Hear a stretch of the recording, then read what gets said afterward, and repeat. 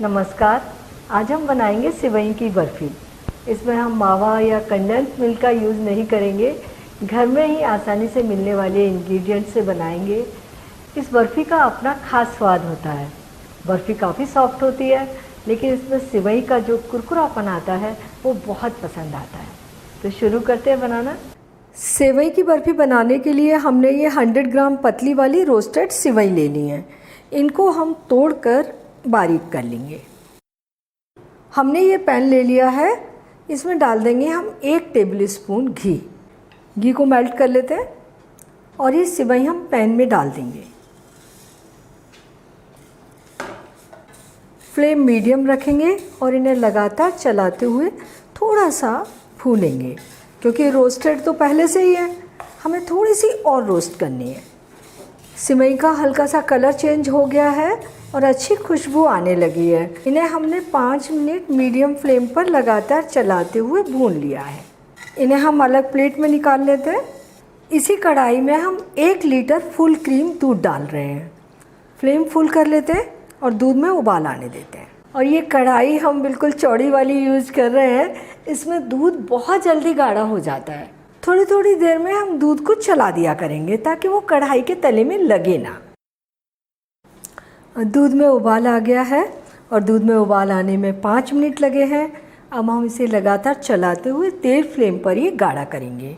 किनारे पर से भी हम इस तरीके से हटाते जाएंगे।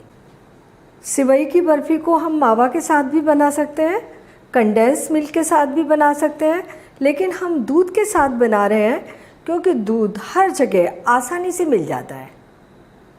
दूध हमने उधर गर्म करने के लिए रख दिया है और इधर हम नारियल को भून लेते हैं। ये आधा कप डेसिकेटेड नारियल है, हम इसे हल्का सा भून लेंगे।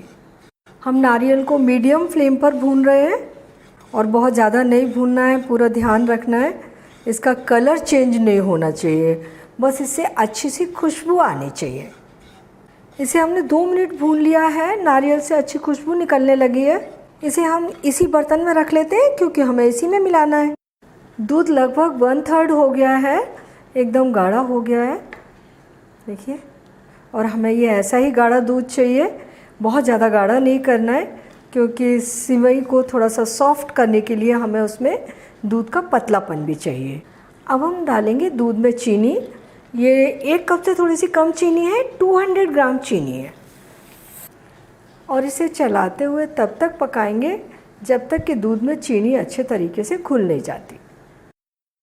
चीनी दूध में घुल गई है, स्पैतुला के नीचे बिल्कुल नहीं आ रही।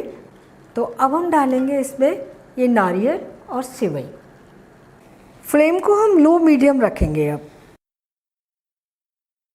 ये हमने 2 टेबल स्पून बारीक काट कर काजू लिए हैं और ये लिए हैं 2 टेबल स्पून बारीक कटे हुए बादाम और 1 छोटी चम्मच इलायची पाउडर।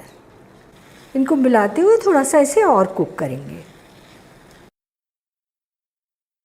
ये मिक्सचर हमारा जमने वाली कंसिस्टेंसी पर पहुंच गया। ये देख रहे हैं हम, पूरा अच्छे से थिक हो गया है। फ्लेम को बंद कर देते हैं। इसे जमाने के लिए हमने ट्रे ले ली है, तो थोड़ा सा घी हम इस ट्रे में लगा देंगे और ये मिक्सचर आप ट्रे में डाल देंगे और इसे इस तरीके से फैला देंगे। इसे घी लगी चम्मच से हम एक जैसा कर देंगे। ये हमने बारीक कटे हुए पिस्ते लिए हैं, इनको हम बर्फ़ी के ऊपर थोड़ा थोड़ा डाल देते हैं। बर्फ़ी की गार्निशिंग कर देते हैं। गार्निशिंग में आप कटे हुए बादाम ले सकते हैं या बारीक कटे हुए काजू से भी कर सकते हैं। और ये बर्फ़ी तो वैसे ही इतनी सुंदर लग रही है, गार्निशिंग नहीं भी करेंगे तो भी बहुत अच्छी लगेगी। और इनको हम चम्मच से थोड़ा सा बर्फ़ी के अंदर फिक्स कर देंगे दबाकर। ये बर्फ़ी तैयार हो गई। इसे हम ठंडा होने के लिए, सेट होने के लिए छोड़ देते हैं। अगर आपने मेरा चैनल अभी तक सब्सक्राइब नहीं किया है तो तुरंत सब्सक्राइब कर लीजिए और बेल आइकन को भी दबा दीजिए, ज़रूर दबा दीजिए, ताकि मेरी नई आने वाली रेसिपीज़ के आपको नोटिफिकेशंस मिलते रहें। बर्फ़ी सेट हो गई है। इसे सेट होने में 1 घंटा लगा है। अब हम इसके पीसेस बनाते हैं। तो पीसेस तो आप अपनी पसंद से छोटे बड़े जैसे आप चाहें बना सकते हैं। पीसेस अलग कर लेते हैं। ये हमारी बर्फ़ी बनकर तैयार हो गई।